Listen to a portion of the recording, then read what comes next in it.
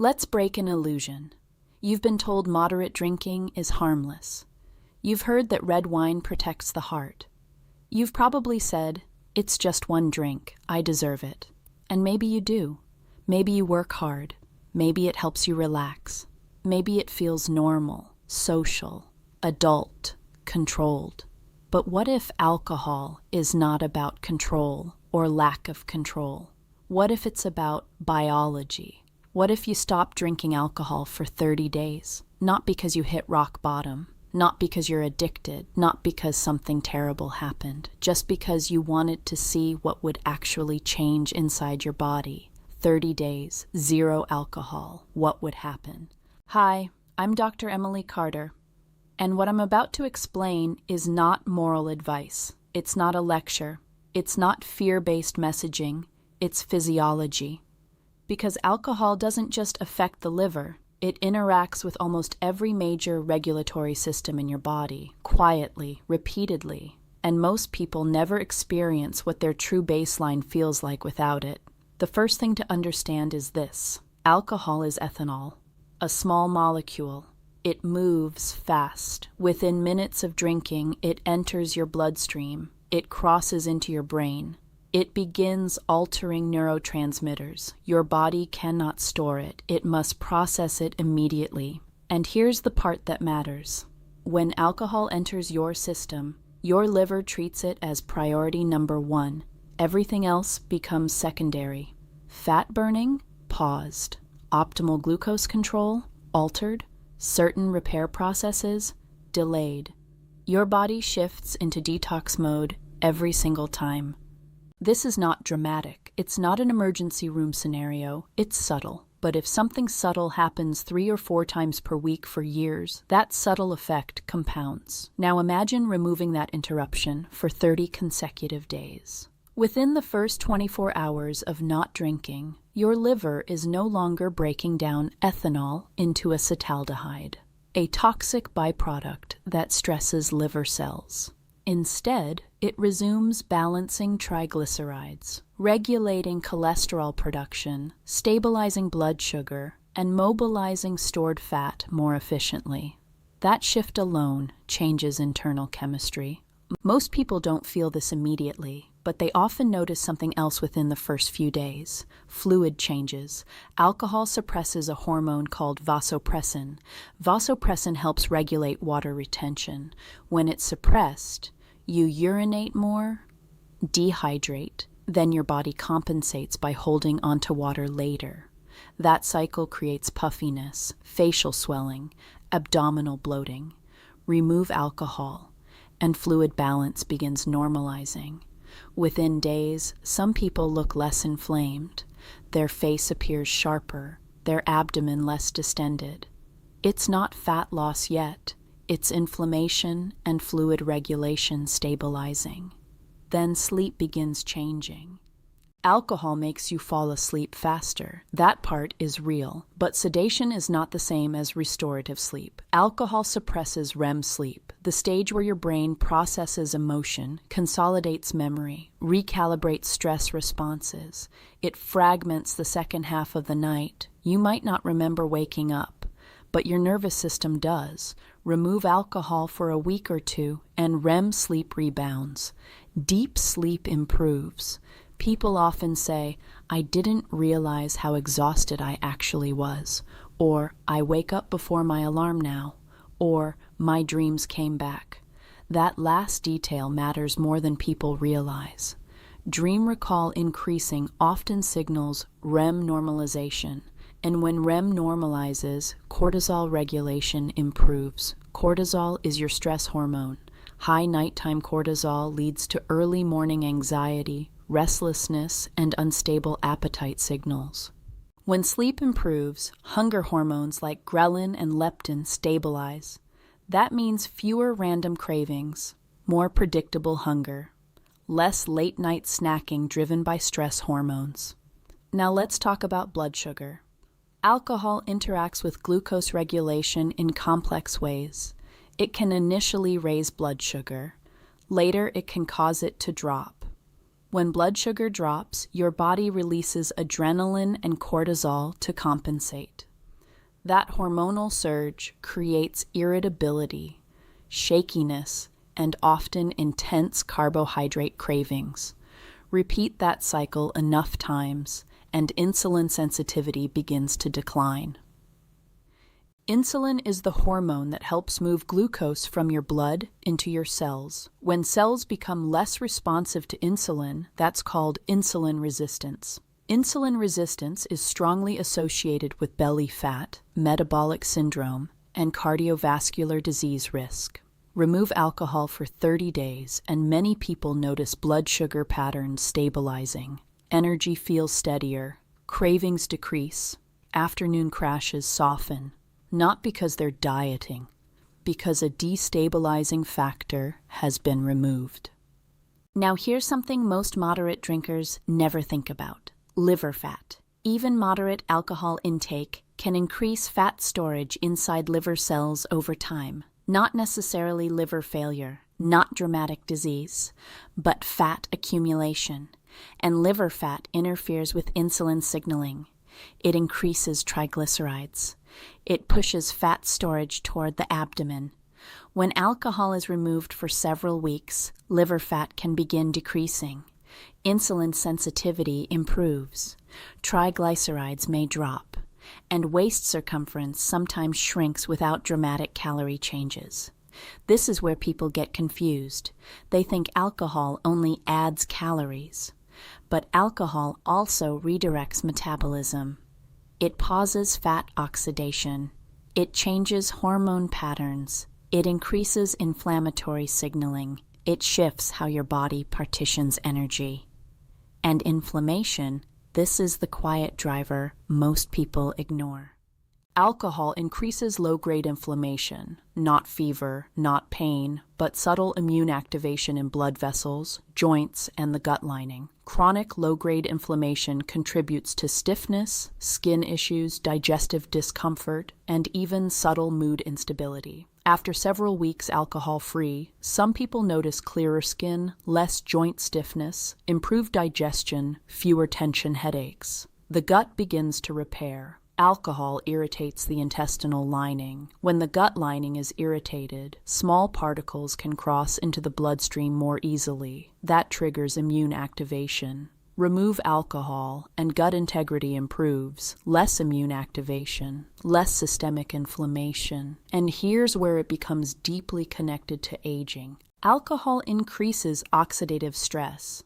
Oxidative stress means cellular wear. It's the biological equivalent of rust. It accelerates breakdown of collagen in the skin. It interferes with mitochondrial efficiency. Mitochondria are the energy factories inside your cells. When mitochondria are stressed repeatedly, energy production becomes less efficient. That translates to fatigue, slower recovery, reduced resilience.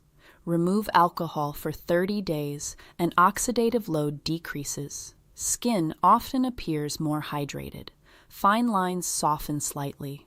Energy becomes more stable, not because aging reversed, but because acceleration slowed. Now let's talk about hormones. Alcohol increases cortisol. Elevated cortisol promotes belly fat storage and muscle breakdown. It disrupts testosterone production in men, even at moderate intake levels. Lower testosterone affects muscle mass, energy, libido, and mood. In women, alcohol can disrupt estrogen balance, which influences fat distribution and mood stability. Alcohol also interferes with growth hormone release during deep sleep. Growth hormone is crucial for tissue repair, muscle maintenance, and fat metabolism. When sleep improves and alcohol is removed, growth hormone patterns normalize. Recovery improves. Workouts feel more productive. Muscle soreness resolves faster. And then there's the brain. Alcohol increases dopamine, the neurotransmitter associated with reward and pleasure.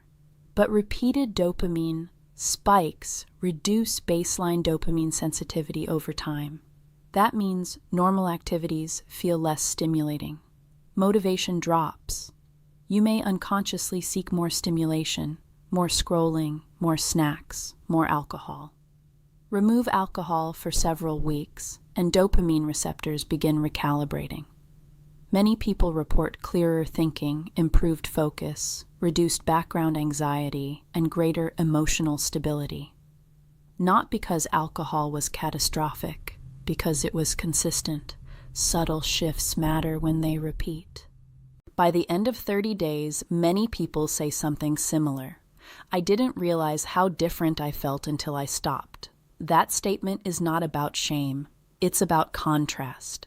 Most moderate drinkers never experience 30 consecutive days alcohol-free, so they don't know their natural baseline. 30 days is not punishment, it's data. What would your sleep feel like without fragmentation?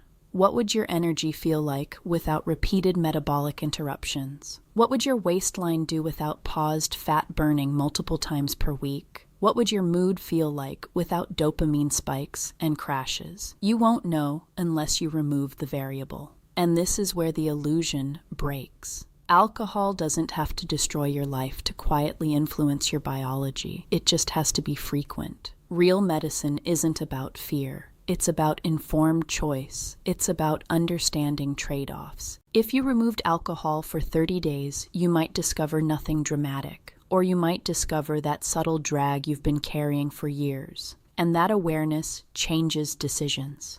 This is only the beginning of what happens over a month. There's something else most people don't connect to alcohol, and it's subtle enough that it hides in plain sight. It's your nervous system. Alcohol doesn't just relax you, it suppresses certain neural pathways while stimulating others.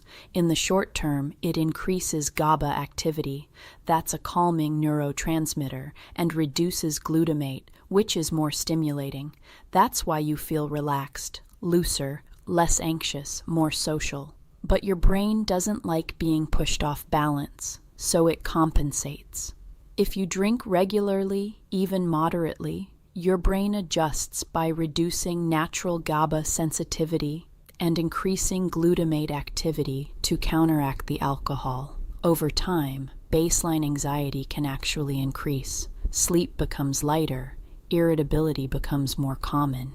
You may not feel this as withdrawal, you just feel slightly on edge, slightly restless, slightly less patient. When alcohol disappears for 30 days, the nervous system gradually recalibrates. Baseline GABA activity normalizes. Glutamate signaling stabilizes. That internal tension many people consider normal adult stress can decrease. You may notice you respond differently to frustration. You may notice your threshold for irritation changes. You may notice that situations that once required a drink to unwind no longer feel as heavy. That shift changes behavior patterns. Alcohol is often tied to routine. End of the workday, social gatherings, weekends, celebration, stress relief. When you remove it for 30 days, you don't just change chemistry, you change patterns, and patterns drive identity. Many people discover something unexpected during those 30 days. It's not just physical clarity, it's psychological clarity. Without alcohol as a built-in transition ritual, you're forced to find other ways to decompress. Maybe it's walking, maybe it's reading, maybe it's conversation without chemical assistance. That shift strengthens neural pathways associated with natural reward. And natural reward is powerful. Alcohol artificially amplifies dopamine, but real satisfaction from exercise, connection, accomplishment builds dopamine more sustainably. Over 30 days, as artificial spikes disappear, the brain becomes more sensitive to natural rewards again. Things feel earned instead of induced. Then there's cardiovascular impact. Even moderate alcohol intake has been associated with increased atrial stress, changes in heart rhythm, and subtle increases in blood pressure. Remove alcohol, and in many individuals, resting heart rate declines slightly. Blood pressure can improve. Heart rate variability, a marker of nervous system resilience, often increases. Higher variability generally reflects better adaptability to stress. Adaptability matters. Alcohol reduces resilience, not dramatically in one night, but repeatedly over years. Immune function also shifts. Alcohol suppresses aspects of immune defense while increasing inflammatory signaling. That paradox means your body may become more susceptible to infections while also carrying more low-grade inflammation. Remove alcohol for a month and immune responsiveness can improve. People sometimes report fewer minor colds, faster recovery, less lingering fatigue after illness.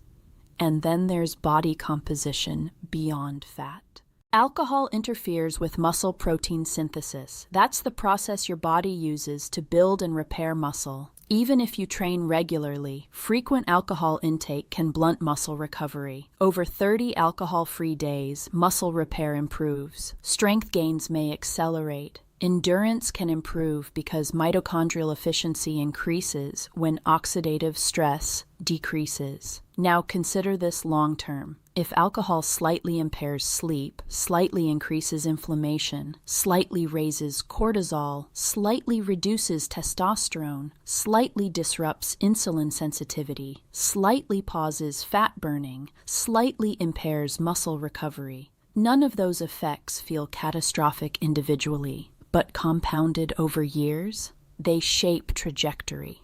Trajectory determines outcomes. This is why the conversation about alcohol often misses the point.